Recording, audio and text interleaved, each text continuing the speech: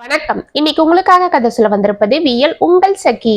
இன்னைக்கு நம்ம பார்க்க போற கதையின் பெயர் இதுவும் கடந்து போகும். கதைக்குள்ள போலாமா? ஏய் ராஜு, வாடா. என்ன இது அதிசயமா இருக்கு? இப்பதானே உன்னை பத்தி நினைச்சுக்கிட்டே இருந்தேன். பார்த்தா நீயே வந்து நிக்கிற. வாடா, வா வா என்று தனது நண்பனை உற்சாகமாக வரவேற்று உள்ளே அமர வைத்தான் கண்ணன். ஏய் கண்ணா, இன்னைக்கு நான் ரொம்ப சந்தோஷமா இருக்கேன்டா. என்னோட ஆசை இன்னைக்கு நிறைவேறிடுச்சு. இந்த சந்தோஷத்தை என் பெஸ்ட் அண்ட் க்ளோஸ் ஃப்ரெண்டான உன்கிட்ட பகிர்ந்துக்கத்தான் ஓடி வந்தேன். என்னடா அது? நானும் இன்னைக்கு உன்கிட்ட ஒரு முக்கியமான விஷயம் பேசதான் சீக்கிரமா ஆபீஸுக்கு கிளம்பிட்டு இருந்தேன். அப்படியா? எனக்கு உன்னை ஆபீஸ்ல எல்லாம் வந்து பார்த்து சொல்ற அளவுக்கு பொறுமை இல்லடா. அதுதான் வீட்டுக்கே வந்துட்டேன். சரி, அது இருக்கட்டும். என்கிட்ட நீ என்ன சொல்ல வந்த என்று ஆச்சரியமாக அவனை பார்த்தான் ராஜு. அது அப்புறம் சொல்றேன். முதல்ல நீ சொல்லு. எனக்காக வீடு தேடி வந்த. உனக்கு நான் மரியாதை கொடுக்கணும். முதல்ல நீயே சொல்லு என்றவன் அருகில் வந்து ஆர்வமாக அமர்ந்தான் கண்ணன். அது வந்து வந்து என்று ராஜு வெட்கமடைய அவனை ஒன்றும் புரியாமல் பார்த்த கண்ணன் லேசாக புன்னகை புரிந்து, என்னடா ஏதோ புதுசா வெக்கப்படுற மாதிரி தெரியுது? ஆமாண்டா, இது அப்படிப்பட்ட விஷயம்தான். அப்படியா? என்ன? சீக்கிரம் சொல்லு, எனக்கு படபடப்பா இருக்கு. ஏ கண்ணா, நான் இந்த ஆபீஸ்ல வந்து சேர்ந்து 1 வருஷம் ஆகுது. நாம 2 பேரும் பழகி 6 மாசம்தான் இருக்கோம். அதனால ரொம்ப நாள் ஃப்ரெண்ட்ஸுங்க போல நான் உன்கிட்ட ரொம்ப க்ளோஸ் ஆகிட்டேன். நான் இதுவரை உன்கிட்ட எதுவும் மறைச்சது இல்லை. நீயும் அப்படித்தான். அதுதான் தெரியுமேடா. ஆனாலும் கண்ணா, இந்த 6 மாசமா என் மனசுல ஒரு விஷயம் ஓடிட்டு இருந்தது. அதை நான் உன்கிட்ட மறைச்சிட்டேன்டா. என்னடா அது? இதுவரை ஏன் என்கிட்ட சொல்லாம இருந்த? அது சக்சஸ் ஆனதும் சொல்லிக்கலான்னு இருந்தேன். அப்படியா? என்னது? நீ ஏதாவது புது ப்ராஜெக்ட் தனியா பண்ணியா? அது சக்சஸ் ஆயிடுச்சா என்று மகிழ்ச்சியோடு கேட்டான் கண்ணன். இல்லடா, நான் ஒரு பொண்ணை காதலிச்சேன். கண்ணன் ஒரு நிமிடம் அதிர்ந்து போனான். பிறகு சமாளித்து கொண்டு, ஏய், என்னடா சொல்ற? நீ ஒரு பொண்ணை காதலிச்சியா? ஆமாண்டா, அவ பேரு கீதா. நாங்க 2 பேரும் தினமும் பஸ் ஸ்டாண்ட்ல மீட் பண்ணிப்போம். ஆனா பேசினதில்லை. ஆனா அவ பேர்ல எனக்கு ஒரு ஈர்ப்பு இருந்தது. அவ ஒரு நாள் வரலன்னாலும் நான் தவிச்சிடுவேன். அவகிட்ட பேசணும்னு எவ்வளோ முயற்சி பண்ணுவேன். ஆனா மனசுக்குள்ள இருந்த தயக்கத்தால பேசாம பார்த்துட்டு மட்டும் போயிடுவேன். இப்பதான் 1 மாசம் முன்ன நாங்க பேசிக்க சந்தர்ப்பம் கிடைச்சது. அப்பதான் தெரிஞ்சது அவளும் என்னை போல தவிச்சிருக்கான்னு. அப்புறம் என்னாச்சு? அப்புறம் என்ன, நாங்க எங்க காதல ஒருத்தருக்கு ஒருத்தர் பகிர்ந்துகிட்டோம். ராஜு என்று கண்ணன் ஏதோ கூற வாயெடுக்க இதற்குள் உள்ளிருந்து அண்ணா என்று அவனது தங்கை சைலஜாவின் குரல் கேட்டது. இருடா, என் தங்க கூப்பிடுறா, போய் பார்த்துட்டு வந்துடுறேன் என்று எழுந்து சென்றான். ஓகேடா, போய் பாரு என்றான் ராஜு. கண்ணன் எழுந்து உள்ளே சென்றதும் அவனது தங்கை சைலஜாவை பற்றி நினைத்து கொண்டு மனம் வருந்தினான். பாவம் கண்ணன், தனது ஊனமான தங்கியை வச்சுக்கிட்டு தனியா அவஸ்தப்படுறான். சின்ன வயசுலயே அவங்க அப்பா அம்மா தங்க 3 பேரும் வண்டியில போகும்போது ஆக்சிடென்ட் ஆகி அவங்க அப்பா அம்மா ஸ்பாட்லயே இருந்துட்டு இருக்காங்க. அவங்க தங்கைக்கு 2 காலம் போயிடுச்சு. அண்ணில இருந்து அவளுக்கு இவன் தான் எல்லாமுமா இருந்து பாத்துக்கிறானா. பாவம் என்று அவன் சைலஜாவை பற்றி யோசித்து கொண்டிருக்க கண்ணன் வந்து அவன் அருகே அமர்ந்தான். என்னடா, உன் தங்க எதுக்கு கூப்பிட்டா? ஒன்னே இல்லடா, சாப்பிட்டுட்டு இருந்தா தண்ணி கொடுக்க மறந்துட்டேன். அதுதான் தண்ணி வேணும்னு கேட்டா. சரி, உன் கீதாவை பத்தி சொல்லு. அவ எங்க வேலை பாக்குறா? என்ன படிச்சிருக்கா? அவ பிகாம் படிச்சிருக்காடா. இங்கதான் டி நகர்ல ஏதோ ஒரு கம்பெனி சொன்னா. அங்க ரிசப்ஷனிஸ்டா வேலை பாக்குறாளா. பொண்ணு ரொம்ப அழகா இருப்பாளோ என்று லேசாக புன்னகை செய்து கொண்டே அவனை பார்த்தான் கண்ணன். என்னது, அழகா இருப்பாளவா? கொள்ள அழகு. நீ வாடா, ஒரு நாள் உனக்கு அவளை அறிமுகம் செய்யறேன். சரி, அது இருக்கட்டும். உங்க காதல் கதைய சொல்லு. இப்ப அது எந்த அளவுல இருக்கு? அதுதான் சொல்ல வந்தேன். அதுக்குள்ள பேச்சு மாறிடுச்சு. அவ என்ன கல்யாணம் பண்ணிக்க சம்மதிச்சிட்டா. அப்புறம் அப்புறம் என்ன, எங்க அப்பாவை கூட்டிட்டு போய் நேத்து பொண்ணும் பார்த்துட்டோம். அடப்பாவி, எல்லாம் ரொம்ப ஃபாஸ்டா தான் நடந்திருக்கு. அதுக்கு இல்லடா, அவங்க அப்பா உடனே அவளுக்கு கல்யாணம் பண்ணினோன்னு ஆசைப்பட்டாராம். அதுக்குதான் எல்லாம் பட்டு பட்டுன்னு செய்ய வேண்டியதாயிடுச்சு. சரி, எப்ப கல்யாணம்? நாள் பார்த்துட்டு இருக்கோண்டா. அநேகமா அடுத்த மாசமே முடிஞ்சிடுவாங்கன்னு தோணுது. ஏன்னா அவங்க அப்பாக்கு எங்க ஃபேமிலி ரொம்ப பிடிச்சு போச்சு. முக்கியமா என்னோட படிப்பு வேலையெல்லாம் அவருக்கு ரொம்ப திருப்தி. அதை விட கீதா தான் ரொம்ப சந்தோஷமா இருக்கா. அவளோட ஆசை கல்யாணத்துக்கு அப்புறம் ஃபாரின்ல போய் செட்டில் ஆகணும்னு தானா. அதுக்காகவே அவங்க அப்பா கிட்ட நல்ல வேலையில இருக்கிற பையனா பார்க்க சொன்னாலாம். நம்ம கம்பெனியும் நல்ல கம்பெனி, நானும் ஐடி ஃபீல்டில் இருக்கிறதால கண்டிப்பா உங்களுக்கு ஃபாரின் சான்ஸ் வரும் இல்லைன்னு கேட்டுட்டே இருந்தா. வரும்னு சொன்னேன். உடனே துள்ளி குதிச்சிட்டா. அவங்க அப்பா கிட்ட சொல்லி கடகடன்னு கல்யாணத்துக்கு ஏற்பாடு பண்ண சொல்லிட்டாலாம். அவளுக்காகவே நான் இப்ப ஃபாரின் போக ஏற்பாடு பண்ணிட்டு இருக்கேன்டா. நம்ம பாஸ் கிட்ட இப்பவே காக்கா பிடிக்க ஆரம்பிக்கணும், அடுத்த ப்ராஜெக்ட்ல என்னையும் சேர்த்துக்க சொல்லி. ஏன்னா அதை முடிக்கிறவங்களுக்கு கண்டிப்பா அமெரிக்கால இருக்கிற அவங்க கம்பெனிக்கு அனுப்ப போறதா சொல்லிட்டு இருந்தாருல்ல. ஆனா நான் இப்பதான் வந்து சேர்ந்தேன், என்ன அதுல போடுவாங்களான்னு தெரியல. நீ தாண்டா எனக்கு ஹெல்ப் பண்ணணும். சரிடா, பார்க்கலாம். நான் முதல்ல டீம் மேனேஜர் கிட்ட பேசிட்டு அப்புறமா சொல்றேன். கண்டிப்பா என் சைட்ல இருந்து உனக்கு என்ன உதவி செய்ய முடியுமோ அது செய்வேன்டா என்று அவன் தோள்களை பற்றினான் கண்ணன். எனக்கு தெரியும்டா உன்னை பத்தி என்று அவனை அணைத்து கொண்டான் ராஜு. சரி சரி வா, ஆபீஸுக்கு நேரம் அது என்று அவன் எழுந்து கொள்ள. ஆமா ஆமா என்று ராஜும் எழுந்து கொண்டான். இருடா, என் தங்கச்சி கிட்ட சொல்லிட்டு வந்துடுறேன் என்று கண்ணன் உள்ளே செல்ல, ஏய் நானும் வர இரு என்று அவனுடன் உள்ளே சென்றான் ராஜு. வீல் சேரில் அமர்ந்து கொண்டு ஏதோ வரைந்து கொண்டிருந்தாள் சைலஜா. அவளை பார்த்ததும் ராஜுவின் மனது சங்கடமானது. பாவம், பார்க்க எவ்வளவு அழகா அம்சமா இருக்கா. ஆனா கடவுள் ஏன்தான் இவளுக்கு இப்படி ஒரு குறைய கொடுத்தாரோ என்று அவன் யோசித்துக் கொண்டே அவள் வரைந்து கொண்டிருந்த ஓவியத்தை பார்த்தான். அதில் ஒரு தங்க கூண்டு திறந்திருக்க, அதற்குள்ளே ஒரு பச்சை கிளி அமைதியாக அமர்ந்திருப்பது போல் வரைந்து கொண்டிருந்தாள். என்ன சைலஜா, திறந்திருக்கிற தங்க குண்டுக்குள்ள பச்சை கிளி உக்காந்துட்டு இருக்கிறது போல வரைகிற?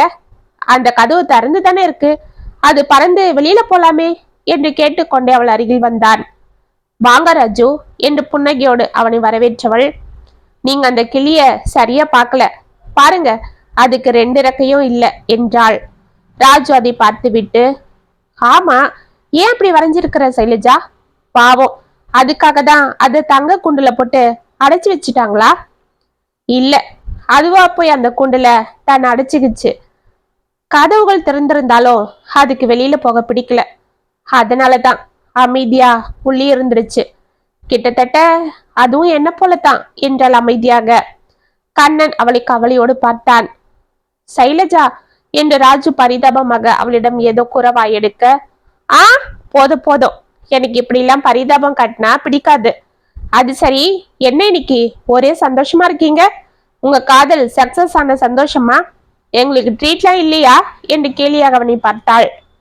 ஏய், உனக்கு எப்படி இது தெரியும் என்று ஆச்சரியமாக அவளை பார்த்தான் ராஜு. ஆமா, ஹாலுக்கும் ரூமுக்கும் நடுவுல 10 கிலோமீட்டர் தூரம் பாருங்க, ஒரே ஒரு சேவரு தான் இருக்கு என்று கலகலவன்னு சிரித்தாள். ஓ, அப்ப நான் கண்ணன் கிட்ட பேசினதெல்லாம் கேட்டுட்டு தான் இருந்தியா சைலஜா என்று வெட்கத்தோடு அவளை கேட்டான். ஆமா, சரி, சீக்கிரமா உங்க கல்யாணத்துக்கு ஏற்பாடு பண்ணுங்க, நான் கண்டிப்பா எங்க அண்ணன் கூட வருவேன். அப்படியா? அப்பனா அதுக்காகவே நான் சீக்கிரம் ஏற்பாடு பண்ணிடுறேன். எங்கேயும் போகாத நீ என் கல்யாணத்துக்கு வரேன்னு சொல்றதே பெரிய விஷயம் என்று உற்சாகமாக கூறினான் ராஜு. சரிப்பா, வா கிளம்பலாம்.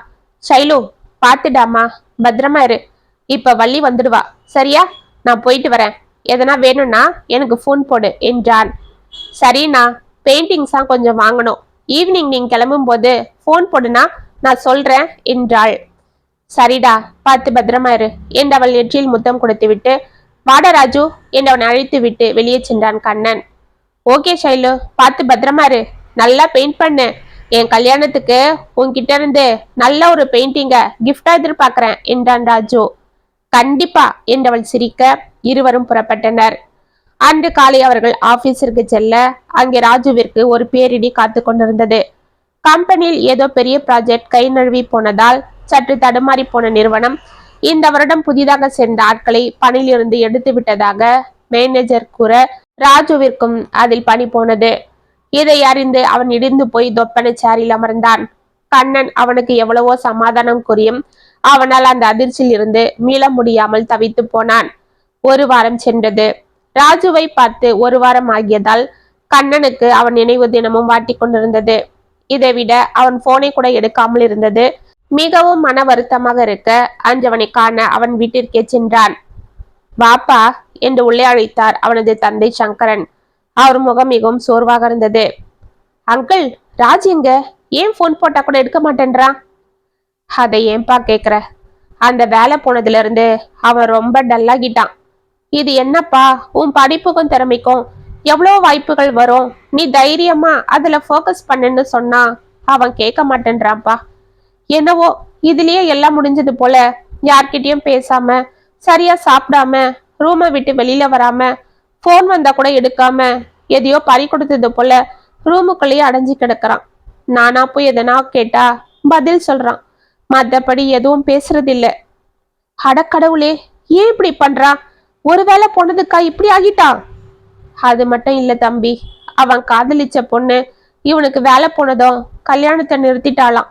இவன் கூட பேச மாட்டேன்றாளாம். ஏன்? அவளுக்கு இவனை விட இவனோட வேலை, சம்பளம் இதுதான் பிடிச்சிருந்திருக்கு. இவன் ஃபாரின் போவான், அங்க போய் செட்டில் ஆகலான்னு அவளும் ஃப்ரெண்ட்ஸுங்கிட்ட எல்லாம் சொல்லியிருந்தாளாம். இப்போ இவனுக்கு வேலை இல்லைன்னதும் அவ இவனை வேண்டான்னு சொல்லிட்டு இருக்கா. அடக்கடவுளே. ஆமாப்பா, நானும் எவ்வளவோ சமாதானம் செய்யறேன். ஆனா அவன் ஒன்னும் கேட்டுக்கிறா போல தெரியல. தாய் இல்லாத குழந்தைன்னு இவனை எப்படிலாம் வளர்த்திருப்பேன். என்ன சின்ன வழியும் அவனுக்கு தெரியக்கூடாதுன்னு நானே எல்லாத்தையும் மனசுக்குள்ள போட்டுக்கிட்டு அவனை பொத்தி பொத்தி வளர்த்தேன். ஆனா இன்னைக்கு அவனை இந்த நிலைமையில பார்க்க என்னால முடியலப்பா என்று கண்கள் கலங்கினார். அங்கிள், நீங்க கவலைப்படாதீங்க, நான் அவனை பாத்துக்கிறேன். எங்க அவன்? நான் போய் பாக்குறேன். உள்ளதான்ப்பா இருக்கா, போ போய் பாரு. ராஜு திரும்ப எனக்கு கிடைச்சா அது போதும்பா என்று கலங்கினார். அவருக்கு சமாதானம் கூறிவிட்டு அவன் விரைந்து உள்ளே செல்ல, அங்கு கட்டிலில் படுத்திருந்த ராஜுவை பார்த்து திடுக்கிட்டான். தாடியும் மிசையுமாக, அழுக்கேறிய லுங்கியும் சட்டையில் ஏடாகுடமாக போடப்பட்ட பட்டன்களும் என அவனை பார்க்கவே ஏதோ பைத்தியக்காரனை போல் காணப்பட்டது. ராஜு, என்னடா இது கோலம் என்று கேட்டுக்கொண்டே அவன் அருகில் சென்றான் கண்ணன். அவனை நிமிர்ந்து பார்த்த ராஜு, வாடா என்று மெதுவாக அழைத்து விட்டு எழுந்தமர்ந்தார். என்னடா இது, தேவதாசு போல கிடக்குற? சரியா ஷர்ட் பட்டன் கூட போடாம தாடியும் நீயும் தினமும் எப்படி பழிச்சுன்னு ஆபீஸ்க்கு வருவ? உன்னை பார்த்தா எனக்கே பொறாமையா இருக்கும். அப்படிப்பட்ட என் ராஜுவா இது இப்படி இருக்கிற என்றவன் சட்டையை சரி செய்தான். ஆமா, என்னை விட்டு எல்லாம் போனதுக்கு அப்புறம் நான் எப்படி இருந்தா என்ன? என்னடா போயிடுச்சு பைத்தியக்காரா? இந்த வேலை இல்லைன்னா இன்னொரு வேலை, அதுக்காக? கண்ணா, இந்த வேலை இல்லைன்னா இன்னொரு வேலை கிடைக்கும். ஆனா எங்கீதா அவ கிடைப்பாளா சொல்லு? ஆமா, அவ உண்மையா உன்னை காதலிச்சிருந்தா நீ வேலையில இல்லாம இருந்தாலும் உன்னை விட்டு போயிருக்க மாட்டா. ஆனா அவ உன் வேலை, பணம், அந்தஸ்து இததான் காதலிச்சிருக்கா. இது உனக்கு புரியலடா. சரி விடு, அதே நினைச்சு நீ உன் வாழ்க்கைய பாழாக்கிக்க போறியா? உங்க அப்பாவை பத்தி நினைச்சு பாத்தியாடா? பாவம், இந்த வயசான காலத்துல அவருக்கு நீ இப்படி வேதனை கொடுக்கலாமா? நீ இப்படி பைத்தியக்காரனை போல இருந்தா அவர் என்ன இத பார்த்து சந்தோஷமா பட போறாரு? எனக்கு அதெல்லாம் புரியுது கண்ணன். ஆனா என்ன செய்யறது, என்னால இந்த வேதனையில இருந்து மீண்டு வர முடியல. வந்து தாண்டா ஆகணும். சில விஷயங்களை நம்ம கடந்துதான் ஆகணும். உனக்கு பிடிச்சத நினைச்சுக்கோ, அதை செய். இதுல இருந்து வெளியில வா. உனக்கு இன்னும் எவ்வளவோ இருக்கு. திரும்ப வேலைக்கு முயற்சி பண்ணு. முடியாது முடியாது, முடியவே முடியாது. நான் ஒரு அன்லக்கி, எனக்கு எதுவும் கிடைக்காது. சின்ன வயசுல அம்மா என்னை விட்டு போயிட்டாங்க. நான் ஆசைப்பட்ட வேலை போயிடுச்சு. நான் ஆசைப்பட்ட காதலி போயிட்டா. இனிமே நான் ஏன் வாழணும் என்று கத்தினான். பைத்தியக்காரா, இனிமே தான்டா நீ வாழணும். உன்கிட்ட இருக்கிற மைனஸை தான் நீ பாக்குற. உன்கிட்ட இருக்கிற பிளஸ் முதல்ல பார்க்க கத்துக்கோ. அதுதான் உனக்கு தன்னம்பிக்கையை கொடுக்கும். என்னடா என்கிட்ட என்ன பிளஸ் இருக்கு? உன்னோட அப்பா, உன் அழகு, உன் படிப்பு. ராஜு அமைதியாக தலையை குனிந்து கொண்டான். ஆமாண்டா, அதுவும் சரிதான். இந்த நிலைமையிலையும் என்னை விட்டு போகாம என்னை தேத்துறியே என் நண்பன், நீயும் என்னோட பிளஸ் தான்டா என்று அவனை கட்டி கொண்டு கதறினான் ராஜு. பிறகு அவனை சமாதானம் செய்து குளிக்க வைத்து சாப்பிட வைத்த கண்ணன், சரிடா நான் கிளம்புறேன், நேரமாகுது. ஷைலு வீட்டுல தனியா இருப்பா, வேலைக்காரியும் வரல. நான் நாளைக்கு வந்து உன்னை பாக்குறேன். அதுவரை நீ எதை பத்தியும் கவலைப்படாம இருக்கணும். சீக்கிரமா வாடா, நீ இருந்தா எனக்கு கொஞ்சம் ஆறுதலா தைரியமா இருக்கு. கண்டிப்பா வரேன்டா. அதுவரை இந்த கவிதையை படி, உனக்கு தன்னம்பிக்கை வரும். என்னடா இது என் அந்த புத்தகத்தை வாங்கி பார்த்தான். இதுவும் கடந்து போகும் என்ற தலைப்பில் காணப்பட்டது அந்த புத்தகம். இது ஒரு கவிதை புத்தகம்டா. இதுல இருக்கிற கவிதைகள் எல்லாம் தன்னம்பிக்கையை ஊட்டக்கூடியது. இத படிச்சா உன் மனசுக்கு கண்டிப்பா புது தைரியம் வரும் பாரு என்று சிரித்தான் கண்ணன். அப்படியா? ஆமா, இதை எழுதுனது யாரு? ஏதோ உங்கள் மனதுன்னு பேர் இருக்கு. அதுதான் இந்த கவிஞரோட புனைப்பெயர். இது எழுதினது யாரு என்ன எதுன்னு தெரியக்கூடாதுன்றதுக்காகவும் இதுல இருக்கிறது வெறும் எழுத்துக்கள் மட்டும் இல்ல, இத படிக்கிறவங்க மனசுன்னு அர்த்தம். நம்ம மனசு கூட நாமளே பேசுறது போல இந்த கவிதைகள் அமைஞ்சிருக்கோண்டா. அப்படியா? நீ சொல்றத பார்த்தா எனக்கு ஆச்சரியமா இருக்கு. கண்டிப்பா நான் இதை படிக்கிறேன்டா என்றான் ராஜு ஆவலாக. இதை பார்த்த சங்கரன் சற்று நிம்மதியடைந்தார். அன்றிலிருந்து கண்ணன் ராஜுவின் வீட்டிற்கு வந்து தினமும் அவனை பார்த்து பேசுவதும் அவனை வெளியே அழைத்து சென்று ஊக்கப்படுத்துவதும் புதிய வேலைக்காக முயற்சி செய்யும்படியும் அதற்காக ஏற்பாடுகளை செய்து தருவதும் என அவனுக்கு மிகவும் உதவியாக இருந்தான். அது மட்டுமின்றி அவ்வப்போது புது புது கவிதை புத்தகங்களையும் அவனுக்கு கொண்டு வந்து கொடுத்து படிக்க செய்து கொண்டிருந்தான். கண்ணனின் நம்பிக்கையான வார்த்தைகளை விட அந்த புத்தகத்தை படித்த ராஜுவிற்கு உற்சாகமும் தன்னம்பிக்கையும் மனதில் பொங்கியது. அந்த கவிஞர் யார் என்பதை அறிய ஆவலாக இருந்தான். ஆனால் கண்ணனுக்கு அதை பற்றி எதுவும் தெரியாததால் அவன் எதுவும் சொல்லிக் கொள்ளவில்லை. இப்படியே நாட்கள் உருண்டோட அன்று மிகவும் உற்சாகத்தோடு கண்ணனை பார்க்க வந்தான் ராஜு. கண்ணா கண்ணா என்று அவன் அழைத்து கொண்டு வருவதை கேட்டு சைலஜாவிடம் இருந்த கண்ணன் பரபரப்பாக எழுந்து வெளியே சென்றான். ஏய், என்னடா இவ்வளவு சந்தோஷமா வர? எல்லாம் நல்ல விஷயம்தான், இந்தா இத முதல்ல புடி என்று அவன் கையில் இருந்த ஸ்வீட் பாக்ஸை திறந்து அதுல இருந்த ஸ்வீட் எடுத்து அவனுக்கு ஊட்டினான்.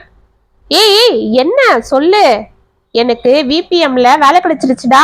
என்னது விபிஎம்லயா? என்னடா சொல்ற? அது பெரிய மல்டிநேஷனல் கம்பெனி ஆச்சே. ஆமாண்டா, போன வாரம் அங்க நடந்த இன்டர்வியூல கலந்துகிட்டேன்னு சொன்ன இல்ல? ஆமா, அதுல செலக்ட் ஆகிட்டேன். நேத்து தான் செகண்ட் ரவுண்ட் வச்சாங்க, அதுலயும் செலக்ட் ஆகிட்டேன். நேத்தே வேலை கன்ஃபார்ம் ஆயிடுச்சு. இது அங்கிருந்தே உனக்கு போன் போட்டு சொல்லலான்னு தான் இருந்தேன். ஆனா அது சரியில்லை, நேர்ல வந்துதான் ஸ்வீட்டோட உன்னை பார்க்கணும்னு இருந்தேன். இதுக்கெல்லாம் நீதான்டா காரணம். நீ கொடுத்த நம்பிக்கையும் ஊக்கமும் தான் காரணம். அதை விட நீ கொடுத்த பாரு அந்த புத்தகங்க, அதுதான் என்னை எழுந்து திரும்ப ஓட வச்சுது. கண்ணன் முகத்தில் மகிழ்ச்சி தெரிந்தது. சரி, அது இருக்கட்டும். நீ ஏன் கண்ணன் ஒரு வாரமா எங்க வீட்டுக்கு வரல? நானே முந்தா நேத்து இங்க வந்த, வீடு பூட்டி இருந்தது. போன் போட்டேன், நீ எடுக்கவே இல்லை. நான் பயந்துட்டேன். நேத்து இன்டர்வியூ இருந்ததால என்னால இங்க வரவும் முடியல. என்னடா என்ன ஆச்சு? அதுவா, உள்ள வாடா என்று அவனை உள்ளே அழைத்து சென்றான். அங்கே சைலஜா கட்டிலில் படுத்திருந்தாள். அவள் கைகளில் கட்டு போடப்பட்டிருந்தது. ஏய், என்னடா இது? சைலஜாக்கு என்னாச்சு என்று பதறிக்கொண்டு அவள் அருகில் சென்றான். அவள் நன்றாக உறங்கிக் கொண்டிருந்தாள். எப்போ நான் வேலைக்கு போனதும் வேலைக்காரி வள்ளி வந்து இவளை பார்த்துப்பா. ஆனா முந்தா நேத்து வேலைக்காரி வரல. இவளும் எனக்கு போன் போட்டு தொந்தரவு பண்ணக்கூடாதுன்னு இவளே மெல்லமா கிச்சனுக்கு போய் சமைக்க பார்த்திருக்கா. அப்ப கையில நெருப்பப்பட்டிருக்கு. பாவம் துடிச்சிட்டு இருக்கா. அதுக்கப்புறம் எனக்கு போன் போட்டு என்கிட்ட சொன்னா. நான் பதறிக்கிட்டு ஓடி வந்து இவளை ஹாஸ்பிட்டலுக்கு கூட்டிட்டு போனேன். காயம் கொஞ்சம் அதிகமாவே இருந்ததால டாக்டர் ஸ்ட்ரெயின் எடுக்க கூடாதுன்னு சொல்லிட்டாங்க. அதுதான் டேப்லெட்ஸ் கொடுத்து படுக்க வச்சிருக்கேன். இப்பதான் சாப்பிட்டு படுத்தா. இதற்குள் சத்தம் கேட்டு கண்களை திறந்த சைலஜா ராஜுவை பார்த்து முகமலர்ந்தாள். வாங்க வாங்க என்று அவள் எழுந்து கொள்ள, சைலஜா படுத்துக்கோமா என்று அவளை மீண்டும் படுக்க வைத்தான் ராஜு. என்ன ராஜு, திரும்ப என்ன சோகமா பாக்குறீங்க?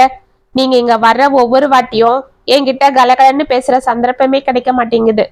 அதுக்காகவே நான் உங்களை பார்க்க கூட அவாய்ட் பண்ணிட்டு இருக்கிறேன். சரி போகட்டும், இப்ப எப்படி இருக்கீங்க? ஏதோ இன்டர்வியூலாம் அட்டென்ட் பண்ணிட்டு இருக்கீங்கன்னு அண்ணா சொன்னாரு. ஆமா சைலஜா, அது விஷயமா தான் நான் உங்களை பார்க்க வந்தேன். இந்த ஸ்வீட் எடுத்துக்க, எனக்கு வேலை கிடைச்சிருக்கு என்றான். அப்படியா? Very good. இந்த ஸ்வீட்டோட நிறுத்திக்க கூடாது, சொல்லிட்டேன். மாசம் சம்பளம் வாங்கினதும் கண்டிப்பா பெரிய ட்ரீட்டே கொடுத்துட்றேன். இப்போதைக்கு இதை எடுத்துக்கோ என்று சிரித்தான். இப்பதான் உங்களை பார்க்க சந்தோஷமா இருக்கு. அண்ணன் உங்களை பத்தி சொன்னதும் நான் ரொம்ப ஃபீல் பண்ணிட்டேன் என்று கூறிக்கொண்டே ஸ்வீட் எடுத்துக்கொண்டாள். இதுக்கெல்லாம் காரணம் என் நண்பன் தான் என்று ராஜ் அமைதியாக கண்ணனை பார்க்க, சரி விட்டா நீ திரும்ப என்னை பாராட்ட ஆரம்பிச்சிடுவ. இரு, நான் உனக்கு காஃபி போட்டு கொண்டு வரேன் என்று சிரித்து கொண்டே கூறினான் கண்ணன். ஏய், அதெல்லாம் வேண்டாண்டா என்று ராஜு கூற, இதற்குள் கண்ணனின் போன் ஒலித்தது. அதில் பேசிய கண்ணன் முகம் வாடியது. சரி ஓகே, இதோ வந்துடுறேன் என்று ஏதோ யோசனையோட போனை வைத்தான். என்ன கண்ணா, என்னாச்சு? ராஜு, இன்னைக்கு முக்கியமான ப்ராஜெக்ட் விஷயமா டிஸ்கஸ் பண்ணணும்னு என்னை டீம் மேனேஜரை வர சொல்றாரு. ஷைலு தனியா விட்டுட்டு நான் எப்படி போறதுன்னு பாக்குறேன். வேலைக்காரியும் நின்னுட்டா. அதனால என்னடா, நான் இருந்து அவளை பாத்துக்கிறேன், நீ போயிட்டு வா. ஷைலஜா ஆச்சரியமாக தனது அண்ணனை பார்க்க, அப்படியா, ரொம்ப சந்தோஷம்டா ராஜு, இந்த உதவிய நான் மறக்கவே மாட்டேன் என்றான். சே, என்னடா இதுக்கெல்லாம் தேங்க்ஸ் சொல்லிக்கிட்டு, நீ எனக்காக பண்ண உதவியை விட இது ஒன்றும் பெருசு இல்ல. சரி நீ கிளம்பு, நான் அவளை பாத்துக்கிறேன் என்றான். பிறகு கண்ணன் புறப்பட்டு சென்றதும் ஷைலஜாவுடன் அமர்ந்து பேசிக் கொண்டிருந்தான் ராஜு. ஷைலஜாவும் அவனிடம் தனது பெயிண்டிங்ஸ் கலெக்ஷன்களை காட்டிக்கொண்டும் தனது விருப்பங்களையும் கூறிக்கொண்டும் கலகலப்பாக பேசிக் கொண்டிருந்தாள். ராஜுவும் அவளிடம் பேச பேச அப்பொழுதுதான் ஷைலஜாவிற்கு உலக அறிவு எவ்வளவு இருக்கிறது என்பது நன்கு புரிந்தது. ஷைலு, நீ வீட்டை விட்டே வெளியில வராம இருந்ததால உனக்கு அவ்வளவா எதுவும் தெரியாது. நீ சின்ன பொண்ணுன்னு இல்ல நினைச்சிட்டு இருந்தேன். ஆனா பெரிய மனுஷி போல எவ்வளவு அனுபவத்தோட பேசுற. இந்த பெயிண்டிங்ஸையும் தாண்டி உனக்குள்ள நிறைய விஷயங்கள் புதைஞ்சிருக்கே. எனக்கு ஆச்சரியமா இருக்கு. உன்கிட்ட பேசிட்டு இருந்தா டைம் போறதே தெரியல. நிறைய கத்துக்கலாம் போல இருக்கு என்றான் ஆச்சரியமாக.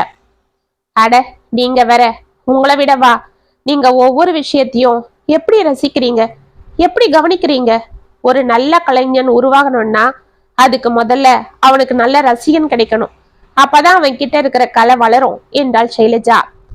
ஆமா ஆமா, அது என்னவோ சரிதான் என்று சிரித்தான் ராஜு. அவளுக்கு ஊனமாக இருந்தாலும் அவளது பேச்சில் உள்ள தன்னம்பிக்கையும் தைரியமும் அவனை மனதிற்குள் ஆச்சரியப்பட வைத்தது. ஷைலஜாவை அன்று முதல் ஒரு புதிய கண்ணோட்டத்தில் பார்க்க ஆரம்பித்தான். பிறகு இருவரும் பேசிக்கொண்டே சாப்பிட்டு முடிக்க ஷைலஜா சிறிது நேரம் பெயிண்டிங் செய்து கொண்டிருந்தாள். ராஜு அங்கிருந்த புத்தகங்களை படித்துக் கொண்டிருந்தான். பிறகு அவளுக்கு மருந்து கொடுக்கும் நேரம் வர அவளுக்கு மருந்துகளை கொடுத்து படுக்க வைத்தான். ஷைலஜாவும் படுத்து உறங்கி போக அவளை கண்கொட்டாமல் பார்த்து கொண்டிருந்தான். இந்த பொண்ணுக்குள்ள எவ்வளவு ஒரு தன்னம்பிக்கை, தைரியம், பெருந்தன்மை இவ பேச்சிலேயே நல்லா தெரியுது. தன்னை பார்த்து யாரும் பரிதாபப்படக்கூடாதுன்னு நினைக்கிறா. தன்னால யாருக்கும் தொந்தரவு வரக்கூடாதுன்னு நினைக்கிறா. ஆனா இவளோட நடவடிக்கையில ஏதோ சின்னதா ஒரு ஏமாற்றமோ அதனால ஏற்பட்ட வலியும் தெரியுது. ஆனா அதை அவன் கஷ்டப்பட்டு மறைக்கிறா. அது மட்டும் நிச்சயம். எது எப்படியோ இன்னைக்குதான் நான் இவளை முழுசா புரிஞ்சுக்கிட்டேன். இன்னைக்கு எனக்கு ஒரு நல்ல தோழி கிடைச்சிருக்கா. கண்ணனை விட இவ ரொம்ப புத்திசாலி. அப்பாப்பாப்பா, எந்த மாதிரி புக்ஸ் எல்லாம் படிக்கிறா என்ற அந்த அலமாரியில் இருந்த புத்தகத்தை ஒவ்வொன்றாக எடுத்து பார்த்து கொண்டிருந்தான். அன்று மாலை கண்ணன் வந்ததும் ராஜு வீட்டிற்கு புறப்பட உள்ளே பெயிண்டிங் செய்து கொண்டிருந்த ஷைலஜாவிடம் வந்தான். அப்ப நான் கிளம்புறேன் ஷைலு, பாத்துக்கோ. இன்னைக்கு உன்கிட்ட பேசிட்டு இருந்ததுல நான் நிறைய விஷயங்களை கத்துக்கிட்டேன். ஆக்சுவலா இங்க இருந்து போகவே எனக்கு மனசு வரல.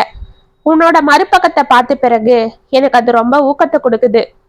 அவனது வித்தியாசமான பேச்சுகளை கவனித்த ஷைலஜா அமைதியாக அவனை பார்த்து புன்னகை புரிந்தாள். கண்ணன் அவர்களை ஒன்றும் புரியாமல் பார்த்து கொண்டிருந்தான். சில மாதங்கள் சென்றது. ராஜு புது பணியில் சேர்ந்து நன்கு முன்னேறி வர அவனது திறமையை பார்த்த அவனது எம்டி அவனை வெகுவாக பாராட்டி கொண்டிருந்தார்.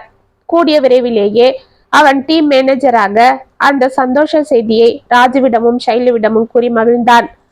கண்ணனும் ஷைலஜாவும் கூட அவனது முன்னேற்றத்தால் மிகவும் சந்தோஷமடைய அவனது தந்தை சங்கரன் மிகவும் நிம்மதியடைந்தார்.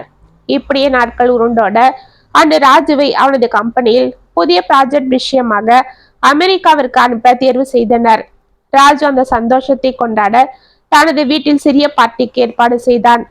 அதில் அவனது பழைய காதலி கீதாவும் கலந்து கொள்ள கண்ணன் ஷைலஜாவும் வந்திருந்தனர். அனைத்து விருந்துகளும் நல்ல முறையில் நடந்தேற ராஜு வந்திருந்த அனைவருக்கும் நன்றிகள் கூறினான். கீதா மீண்டும் அவனோடு நெருங்கி நெருங்கி பழக கண்ணனுக்கு இதை பார்த்து சற்று சங்கடம் ஏற்பட்டது.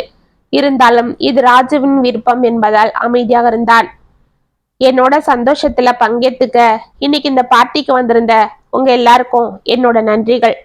நான் இன்னைக்கு இந்த நிலைமைக்கு வர காரணமான பல பேருக்கு நன்றிகள் சொல்ல கடமைப்பட்டிருக்கேன். முதல்ல அந்த கடவுளுக்கு நன்றி சொல்றேன். அப்புறம் எனக்காகவே வாழ்ந்துட்டு இருக்கிற எங்க அப்பாக்கு நன்றி சொல்றேன். அப்புறம் என்னோட உயிர் நண்பன் கண்ணனுக்கு நன்றி சொல்றேன். ஏன்னா நான் துவண்டு போனப்பெல்லாம் என்னை அவன் தான் தூக்கி நிறுத்தி என்னை பழையபடி ஓட வச்சான். ஒரு வாய்ப்பு நழுவி போனதும் நான் துவண்டுட்டேன். இனி எல்லாமே அவ்வளவுதான்னு சோர்ந்துட்டேன். ஆனா எதுவுமே முடியல, இனிமேதான் உனக்கு எல்லாமேன்னு என்னை தேத்துனது என் நண்பன் தான். இதுவும் கடந்து போகணும்னு என்னை உணர வச்சு என்னை திரும்பவும் இந்த பந்தயத்துல ஓட வச்சு ஜெயிக்க வச்சது அவன் கொடுத்த புத்தகங்கள் தான். ஆனா இதுக்கெல்லாம் மூல காரணம் என்னோட தோழியா இருந்த கீதா தான் என்றான். கீதாவின் முகத்தில் பெருமை பிடிபடவில்லை. அனைவரும் அவளை பார்த்தனர். கண்ணனுக்கு மனதில் ஏதோ ஒரு கோபம் பொங்கியது. இருந்தாலும் அமைதியாக இருந்தான். சங்கரனும் ஒன்றும் புரியாமல் தனது மகனை பார்த்தார். ஆமா, என் தோழி கீதா மட்டும் என்ன அன்னைக்கு நிராகரிக்காம இருந்திருந்தா, என்னை காயப்படுத்தாம இருந்திருந்தா, இந்நேரம் நான் இந்த அற்புதங்கள்லாம் இழந்திருப்பேன். நான் தோண்டப்ப என்னை பார்த்து துடிச்ச எங்க அப்பாவோட அன்போட அருமை எனக்கு தெரிஞ்சிருக்காது. எனக்கு தைரியம் கொடுத்து தோள் கொடுத்த நண்பனோட ஸ்நேகம் எப்படிப்பட்டதுன்னு தெரிஞ்சிருக்காது. அதை விட என்னோட சைலஜாவோட காதலையும் அவ என் பேர்ல மறைமுகமா கொண்ட அன்பையும் நான் தெரிஞ்சுக்காமலே இருந்திருப்பேன் என்றான். இதை கேட்டு கண்ணன் திகைத்து போக சைலஜாவிற்கு அதிர்ச்சியாக இருந்தது. சங்கரன் அவர்களை மாறி மாறி பார்த்து கொண்டிருந்தார். கீதா முகத்தை திருப்பிக் கொண்டு அங்கிருந்து கடகடவென வெளியே சென்றாள். என்ன கண்ணன் அப்படி பாக்குற? எனக்கு எல்லாமே தெரியும். நான் துவண்டு போனப்பெல்லாம் நீ கொடுத்த புத்தகத்து மூலமா என்னை தேத்தி உட்கார வச்சது சைலஜா தான். அது மட்டும் இல்ல, அவ என்ன மனசுக்குள்ள எந்த அளவு காதலிக்கிறான்றத அன்னைக்கு உங்க வீட்டுல ஒரு நாள் இருந்தப்பதான் நான் தெரிஞ்சுக்கிட்டேன். சைலஜாவுக்கு மருந்து கொடுத்து அவ தூங்கினதும் நான் அங்க இருந்த புக்ஸ் எல்லாம் எடுத்து பார்த்தேன். அப்பதான் என் மனசுக்கு பிடிச்ச அந்த புத்தகம் அங்க இருந்தது. அதை பார்த்ததும் எனக்கு சந்தோஷம். நான் அதை படிச்சுட்டு இருந்தேன். அதனோட 2வது பாகம் கூடிய விரைவில்னு போட்டிருந்தது. சரின்னு நான் எடுத்து வச்சுட்டு திரும்பும் போது ஷைலுவோட நோட்டு கீழே விழுந்தது. நான் திறந்து பார்க்கும் போதுதான் தெரிஞ்சது அந்த புத்தகத்தை எழுதிட்டு இருக்கிறது என்னோட ஷைலுன்னு. அப்பவே நான் அவளை விரும்ப ஆரம்பிச்சிட்டேன். அது மட்டும் இல்ல, அங்க இருந்த அவளோட டைரியையும் நான் பார்த்தேன். அது அநாகரிகம்தான். அதனால என்னோட ஷைலுவா ஆனதுக்கு அப்புறம் எங்களுக்குள்ள எந்த பேதமும் எனக்கு தெரியல. அதை படிச்சதும் என்னோட ஷைலு என்னை விரும்பினதும், அதை நீ என்கிட்ட சொல்ல வந்த நாள் நான் கீதாவை பத்தி உன்கிட்ட சொன்னதும், நீ அப்ப என்கிட்ட ஷைலுவை பத்தி சொல்ல வந்ததும், அப்ப ஷைலு உன்னை உள்ள கூப்பிட்டு அதை பத்தி சொல்ல வேண்டான்னு தடுத்ததும், அதுக்கப்புறம் என் காதல் முறிஞ்சு போய் நான் வேலை இல்லாம இருந்தப்பெல்லாம் என்னை தேத்த சொல்லி உன்கிட்ட சொல்லி அனுப்புனதும், எனக்காக எழுதின கவிதைகள் கொடுத்து அனுப்புனதும் எல்லாம் நான் தெரிஞ்சுக்கிட்டேன். இப்படி எனக்காகவே என் நலனுக்காகவே தன்னை வெளிக்காட்டிக்காம எல்லாம் செஞ்ச என் ஷைலுவோட அன்புக்கு நான் அருகதை உள்ளவன் தானான்னு நான் என்னையே எத்தனையோ தடவை கேட்டுக்கிட்டேன். அவளுக்கு நான் என்ன பரிசு கொடுக்க போறேன்னு யோசிச்சு குழம்பனேன். அவ விருப்பம் போல நான் அவளை கல்யாணம் பண்ணிக்கிறதுல மட்டும் அது திருப்தி அடையாது. அதனாலதான் அவளுக்காக இந்த பரிசை நான் அவளுக்கு கொடுக்கறேன் என்று ஒரு பெரிய சார்ட்டை எடுத்து வந்து அவளிடம் கொடுத்தான். ஷைலு, என் கல்யாணத்துக்கு உன்கிட்ட இருந்து ஒரு நல்ல பெயிண்டிங்க கிஃப்டா கேட்டேன். நீயும் மனக்காயத்தை மறைச்சிக்கிட்டு அன்னைக்கு கண்டிப்பா தரேன்னு சொன்னேன். ஆனா இப்ப என் மனைவியாக போற என் காதலிக்கு இப்ப நான் கிஃப்ட் கொடுக்குறேன். உன் அளவுக்கு வரைய முடியலன்னாலும் ஏதோ எனக்கு தெரிஞ்ச அளவு வரைஞ்சிருக்கேன் பாரு என்றான். சைலஜா பொங்கி வந்த உவகையோடு அதை பிரித்து பார்த்தாள்.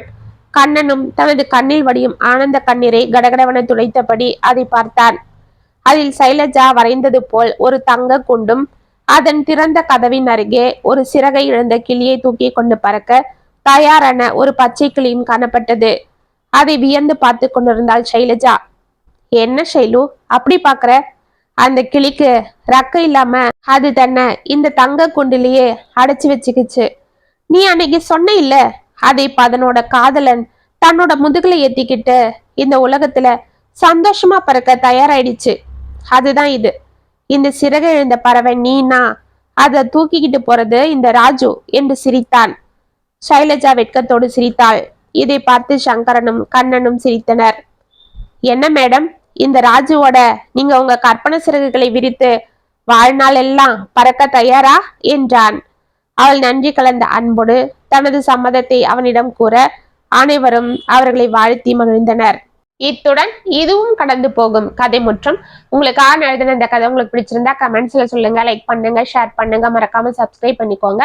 மீண்டும் நாளைக்கு வேற ஒரு சுவாரஸ்யமான கதையோட உங்களை சந்திக்கிறேன். அது வரைக்கும் இணைப்பிலே இருங்க. இப்படிக்கு வியல் உங்கள் சகி.